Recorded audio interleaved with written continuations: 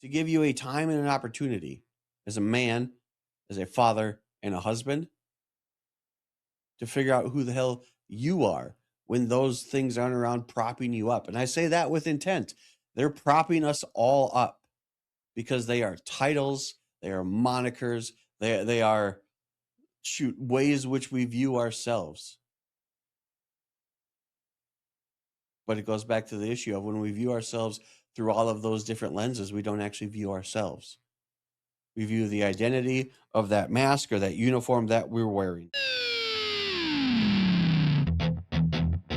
Welcome to DFW Grit. I'm Dr. James Taylor and I'm your host, and this is more than just a podcast. We dive into the stories of the movers, the shakers, the small business owners, the entrepreneurs, right here in the DFW Metroplex. This is your home for authentic, real stories that prove what happens when you don't back down. Let's get to work. Hey, what's going on, everyone? Welcome back to another episode of DFW Grit. As always, I'm your host, Dr. James Taylor. And today, I want to shed some light on some things because I feel like I've been kind of skirting around things that have been going on here and around the office, in the community, and things like that over the past couple of episodes, over the summer, really. Really, I want to tell you what I've been building because I think it's an absolute necessity.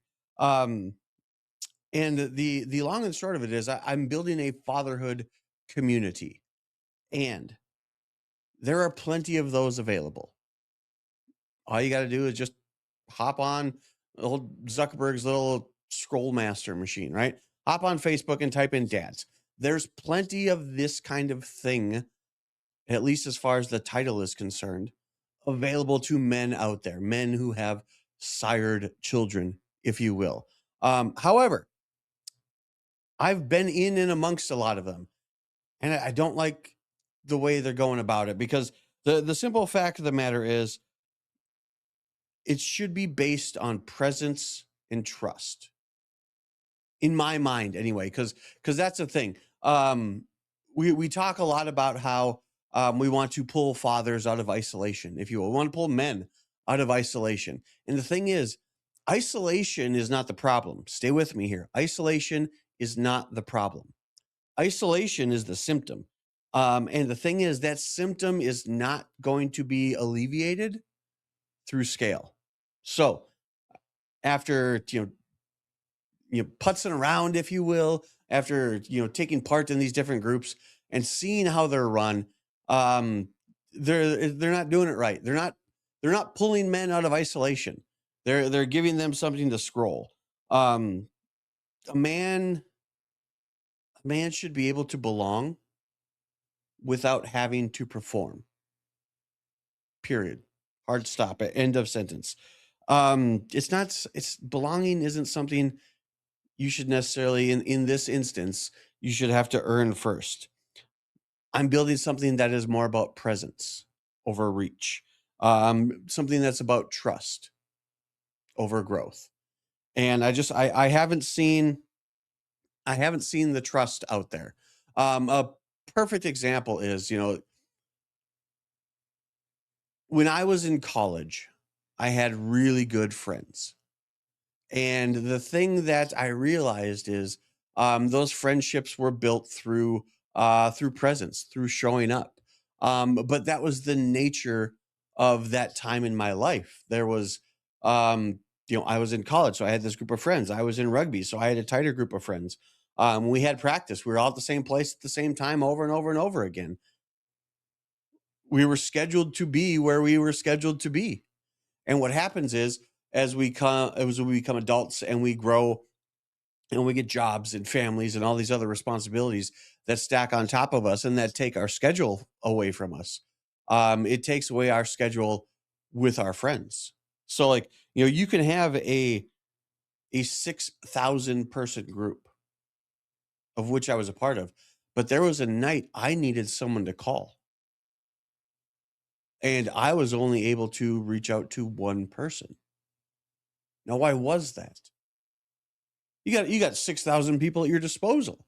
How could you only reach out to one? Because there's only one guy in the group that I had met and developed a bond and a friendship with that I trusted enough to call. Like, even like I showed up to all the things. I did all the stuff. I met other guys, other dads, other dudes. I met the leaders, and but the thing was, there was only one guy that I had actually developed a relationship with that I trusted, and the reason was because we showed up for each other, right? We didn't show up for the group. We didn't show up for numbers, and that's where it hit me. Like, it doesn't matter the size of the online community. It doesn't matter the amount of group points that you have based on the number of posts you make or comments that you leave, because those don't build anything. The group number is just an egocentric metric for those running the group. And if you're running the group and you don't even show up to the stuff the group does, that doesn't build trust. I didn't have anyone to trust when I needed someone to trust. So this mid city dads started on a rough night, a night when I realized, shoot, I don't have anyone to call. How is that possible? If I'm such an active member in all of these things, but there's not one person that when I'm feeling down, when I need some perspective, when I need somewhere to vent, I got nowhere to go. This group doesn't work. Shoot. Let's not even get in on the money aspect of it. But like, literally, like, a father should never have to earn belonging before experiencing it, because we're all in the same thing together, right? So that's what I'm building. Like, this sentence doesn't come from a business plan. It just came from doing the math on the couch by myself one night. Now, this might be hard to believe, but this isn't necessarily, this isn't a takedown. I'm not necessarily shitting on anyone else's um, groups and exploits and things like that. I'm just setting the bar higher. I'm doing it better, and I'm doing it for the members of the group, because, like I said, I was a member of the group and had nowhere to go, had no one to trust from the leadership on down. So, like, we're just man, if you're gonna be a part of something, you shouldn't feel that alone. So, like I said, this isn't a bit built against anybody. It's more just built against a lie that the internet makes it so easy for us to buy into. That we have relationships, that we have camaraderie, but you can't have that kind of thing through a screen. So, the biggest thing that I've got going here is basically I am aiming for, shooting for, creating a culture of building a belonging before your performance. Literally, that is the biggest thing in this. The overarching theme is show up. That's all you got to do. You got to show up, whether you're a leader or whether you're just a member or you're someone who wants to help out. You got to show up, because that's the biggest thing first. You Because, like I said, there are plenty of these things out there where you join and you scroll and you post and you comment, but you haven't done anything apart from, like, just waste some time. That's not belonging. That's just shit. That's just membership. Some of them are members for free. Some of them are members because they give money to something that nobody knows where it goes. There's these groups out there where we're here to help dads. That's awesome. I want to give money to that cause. Cool. They'll gladly take your money. Then ask them where it goes. And they can't tell you. They can't show you. That doesn't build trust. Because, like I said, a father should never have to earn belonging before they experience it. So, like I said, what it is, I flipped it. The moment you walk into Mid-City Dads, the moment you show up, that's when you belong, because that's the only bar there is. And it's sad that that is such a high bar, such a high standard, but it's a high standard that we're going to hold. You have to show up. Someone, and there's going to be people out there like, I've got a wife, I've got a job, I've got kids, I've got this, I've got that. You absolutely do. And those are very important things for you to spend your time on. But the issue is, if we're going to pull people out of isolation, and again, isolation is simply the symptom. What is the cause of the isolation? The fact that we don't put ourselves first, at least every now and then. And sometimes it's hard to put yourself first when there's nowhere to do that at.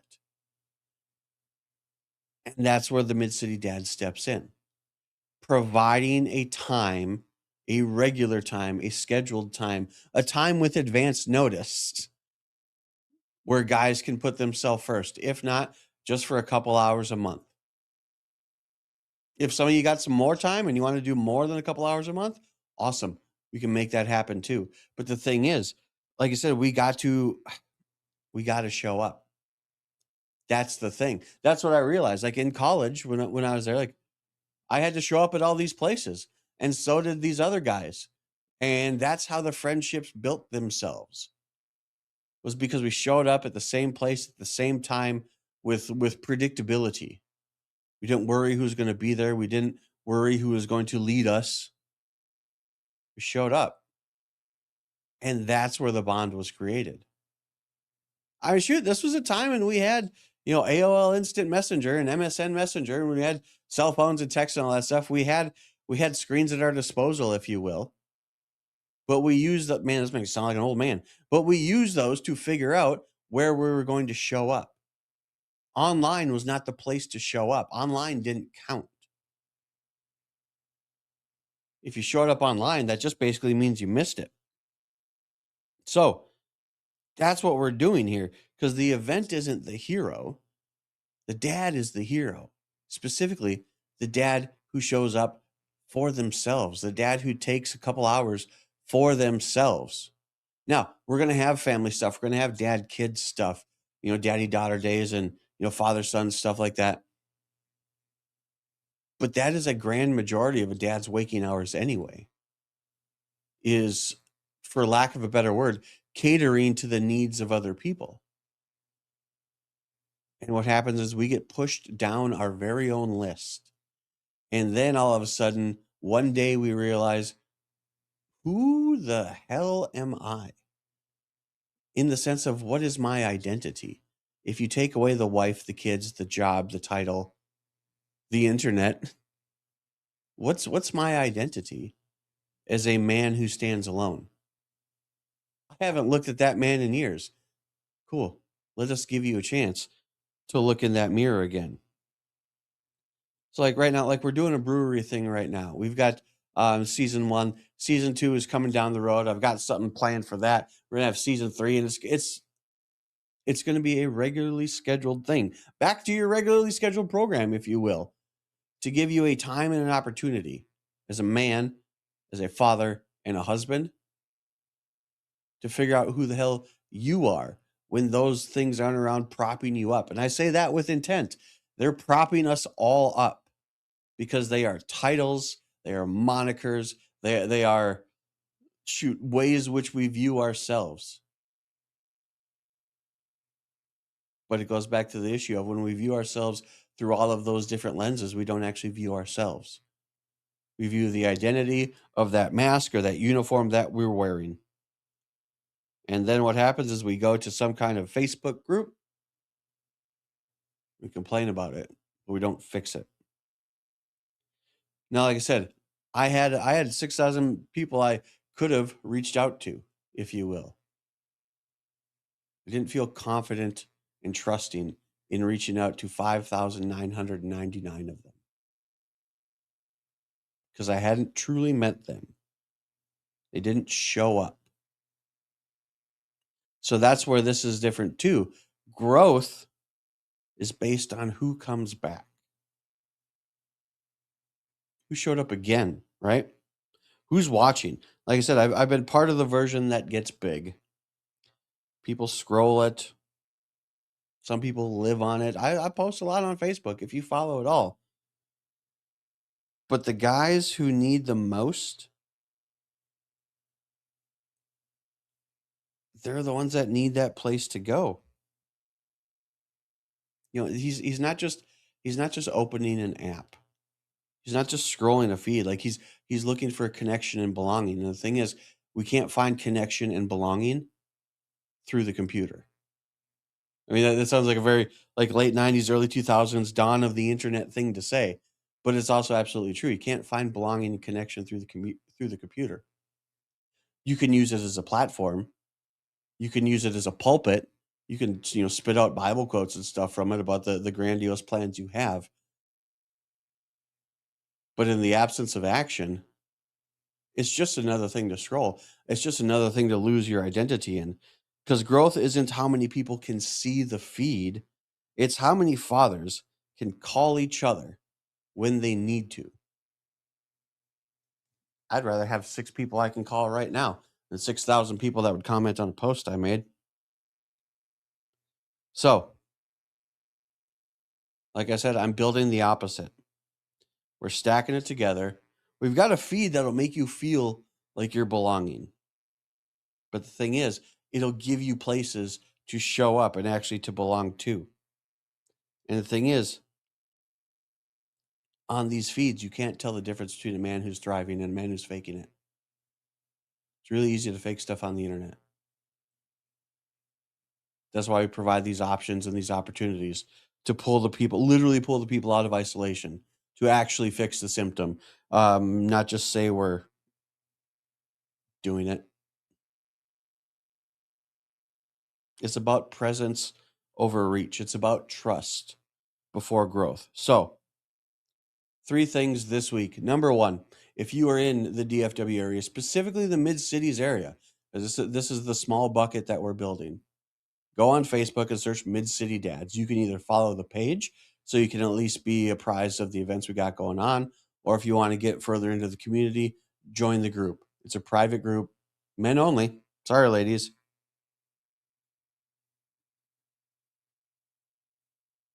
Hell, number 2, bring a friend with you. If you've got one, and I say that with intent too. If you've got a friend, bring them with you. And it's sad that I have to say that, but that is the world that a whole bunch of us live. Because in these situations, it allows us the opportunity to actually be truthful and tell people about what we got going on. Maybe I'm just speaking from personal experience. It's super easy to lie on the internet. It's hard to lie face to face. And I think it's about time we start spending more time face to face. Third, if your feed isn't anything other than, bragging and boasting or incredibly obvious posts to drive engagement, those aren't genuine and those aren't sincere. Those are lies the internet tells you. Somebody let me belong once before I had done anything to earn it. But they asked that I earn it. So I did. And the thing was, it had nothing to do with how many people were in the group. And that's why I built this. Because it was the people in the group that I actually wanted to help. More specifically, the people in the groups that are around me.